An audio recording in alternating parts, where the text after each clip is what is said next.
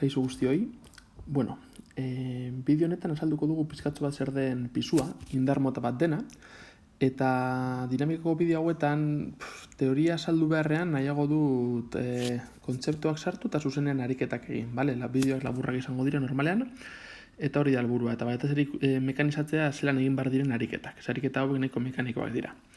Ados, ari gara esaten indarrak daudela, bale? Indar demagun hau dela gure gorputza. Normalean gorputzak kutsak bezala jarri goitut, bale? Hau izango da gorputz bat. Gorputz baten gainean indar bat eragin daiteke, bai?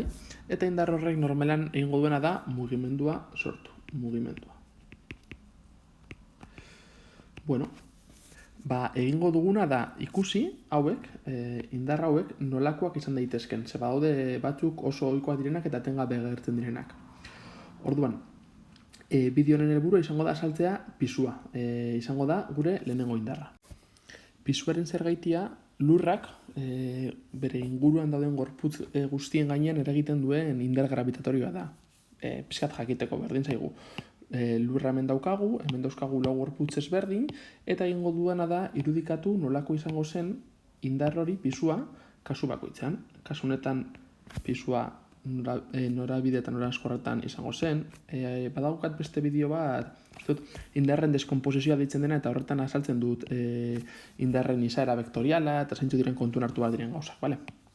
Orduan, gezia egongo zen beti, bere norabidea izango zen lurraren zentrorantz begiratuta, eta noranzkoa baita, bale?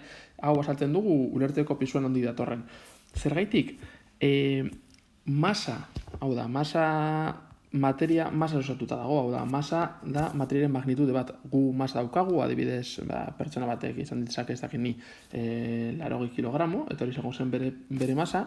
Bale, zerbaitek masa baldin badauka, zuzenean pisua izango du. Errepikatzen dut, zerbaitek masa baldin badauka, pisua izango du.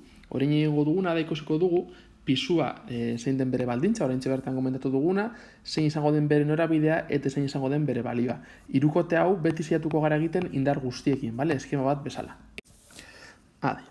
Baldintza, norabidea eta balioa. Bale, baldintza jartzerakoan beti egingo dugu galdera bat bezala. Zergaitik, azkenean, zuek ariketa bat egiten ari zaretenean, galderak egin bat dizkiozu zuen buruari eta erantzun bat edo bestea izatekotan, bide batetik edo bestetik joan barko zarete. Jakiteko, ariketa batean pisua agertuko den, galdera izango da. Gorputzak masarik aldu.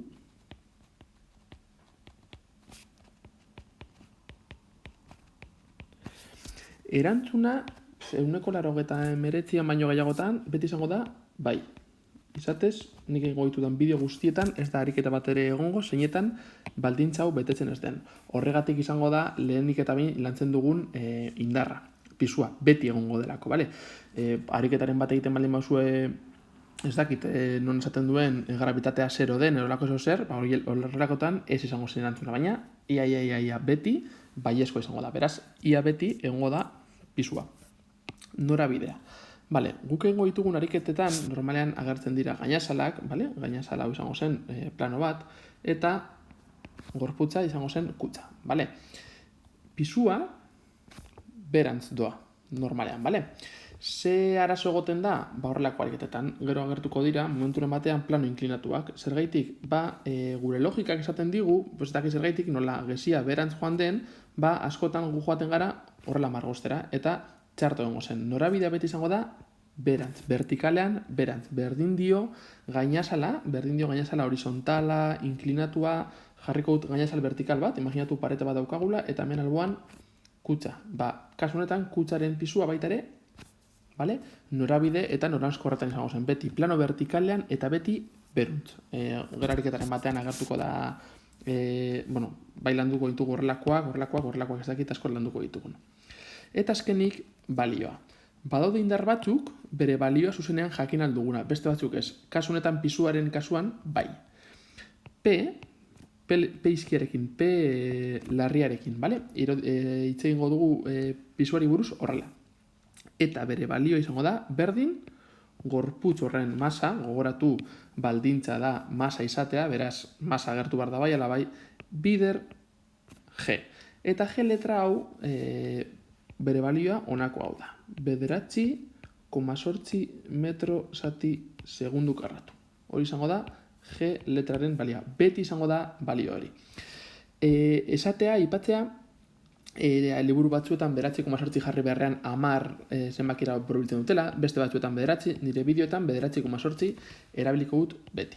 G hori esatea datorrela lurraren masa kontuan hartuta, ze adibidez ilargiak gorputzen gainean egiten duen indarra txikiagoa denez, G honen balioa izango da, interneten aurkitu dezakezue, 1,72 metro zati segundu karratu. Alderatzen baldin baditugu, fijatzen baldin bazarete, gutxi gora bera, hau bestea baino 10 aldiz handiago dela, esan dezakegu, ez guztiz, baina hau bider 10, lurraren masa ilargiarena baino 10 aldiz handiago delako, gutxi gora bera, ez da oso zehatza, baina bai jakin dezakegula da, lurrak, idatziko dugu hemen lurra, argizateko, hau da izango da lurra, eta hau izango da ilargia. Lurrak gure gainean eragingo duen pisua, nola zerikusi daukan masa, baina gure masa ilargian eta lurran berdin izango da, aldatuko dena da G honen balioa, pisua lurran izango da 10 aldiz handiagoa ilargian baino. Horregatik ziurren ikusi dituzue bideo asko zeinetan pertsonak saltoka hasten diren, ilargian, eta ematen dituzte kriston saltoak, zerikusia dauka G honekin. G hau zerikusia dauka bai ilargia eta bai lurraren masarekin. Hau bakarri da zue jakiteko, kultura pizkatxo bat izateko, baina guk erabiliko dugun bakarra beti hau izango da. Onartuko dugulako beti egongo garela lurran. Eta bideo honen bigarren zati honetan eta ja bukaeran aurkeztu nahi dizu eta hau, ikusten zuen 1, 2, 3, 4 eta 5. Hau izango da jarraitu beharko zuen bidea beti edo iaia beti ariketak ebasteko. Azkenean, egingo duguna da orain egin ariketa oso simple bat, zinetan gauza guztiak ez diren erabiltzen, ze hau honek aurreikusten ditu aukera guztiak, ariketaz oso simpleak eta oso zailak egin alizateko. Beraz, joango naiz banan erabiltzen argibide hauek ariketa oso simple bat egiteko. Egin duguna da hemen ordenatu gure argibide guztiak, eta daukagu problema bezalako bat, zinetan daukagun gorputz bat, bere masa 10 kilogramakoa den, eta kalkulatu nahi duguna da azelerazioa. Askotan galdetuko digut azelerazioa. Beraz, indarren diagrama egin. Indarrak egoteko baldintzak. Lehenengo galdera. Gu bakarrik pisuarekin lan egingo dugu. Pisua egoteko gorputzak masa dauka? Bai. Nola baldintza betetzen den indarren irudikapena. Gu pisua egingo dugu kolore... kolorekin egingo dugu... beltzarekin egingo dugu. Beraz, gezitxo bat egiten dugu berutz, koloreena azken hasiatuko naiz bideo guztietan koloreak mantentzen. Eta jazten dut peizkia jakiteko, pisua berantz doala. Jarraitzen dugu. Sistemaren mugimendua eta ardatzak. Imaginatu sistema nola mugituko den. Zena mugituko da pisua berantz daukan, zuen imaginatu eskatzen duzuela kutsa bat airean, ze gertatuko da kutsarekin? Uste duzuena. Gertatuko dena da, gorputza beruntz joango dena. Beraz, jartzen dut horrelako gezitxo bat, eta hemen jartzen dut. Esateko, sistemaren edo gorputzaren mugimendua bera joango dela.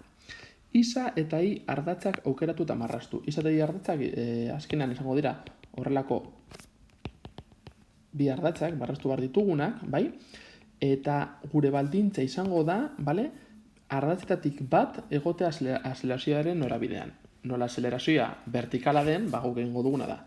Jarriko dugu ardatz bat vertikalean, azelerazioan norabidean, eta beste ardatza bat izango da honen perpendikularan. Igual hasieran esaten zuen, ez dut ulertzen, lasai egon, ze bideo bakoitzen ariketa bat egingo dudanez, ikusiko zuen zelan den oso mekanikoa eta tengabe egiten dugun berdina, hau izango da isa ardatza eta hau I ardatza.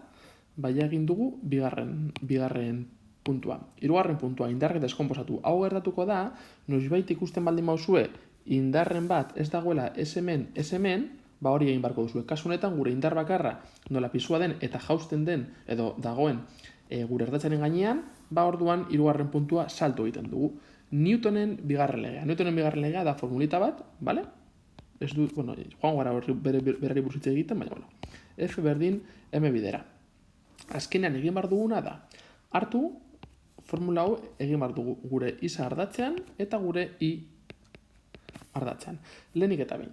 Isa ardatzean badago indarren bat, gesiren bat, ez ezta? Orduan, nola F-erik ez dagoen, ez da ezer egongo eta ni horra idatziko izuet, multzo hutsa. Vale? Esateko horrez dagoela zer, ez dagoelako indarrik eta orduan ez egu interesatzen. Bestetik, norabide vertikalean badaukagu pisua berantz doala. Vale. Gure galdera izan daiteke, vale, pisua berantz doa, beraz igual pisua negatibo bezala jarri beharko dugu, gorantz doan gauza guztiak positibo bezala hartuko ditugulako. Ez. Beitu. Azelerazioa beti norabide positiboan. Azelerazioa nora doa, bera, ezta? Orduan, nik esango dana da, hau izango dela positiboa eta hau negatiboa. Eta zuetariko asko esango zue, baina horrek ez du balio. Bai, balio du. Ez duzu oraintxe bertan ulertu behar, baina ni gomendatzen dizuet horrela egiteko ariketak, ze bestela negatiboak agertuko zaizkizu leku askotan, eta horiek ekiditeko, beti egiten duguna da, azelerazioa norabide positiboan. Zer esan nahi du horrek? Norabide positiboa baldin bada beherantz, pisua izango da positiboa, ezta? Beherantz doalako. Vale. Pisua. Indar gehiago daude? Ez. Beraz, berdin. Masa. Zein izango da masa? Datu bezala, eman digutena, ezta? 10 kilogramo. Behazten dugu, 10. Eta azelerazioa, ez dakigu izango da, gu lortu nahi duguna. Beraz, orain pisuaren balioa lortzen baldin badugu, pisua goratzen baldin baduzu horrekoan, ikusi dugu dela m bider g. Eta hau da, 10 bidera. Orain ja gaude ekuazioak ebazten. Guazkenean daukagu hau, eta gure helburua izango da gure ezaguna, hemen jarri dizuet.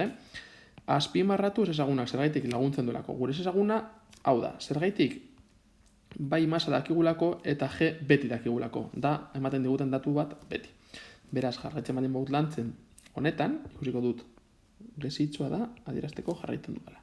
M da, 10, ezta? 10 delako datua. G esan dugu dela bederatzi koma sortzi, berdin 10 bider A, eta hemen goian bukatuko dut ariketa, daukagu, 10 bider bederatzi koma sortzi, izango zen 98 berdin 10 A.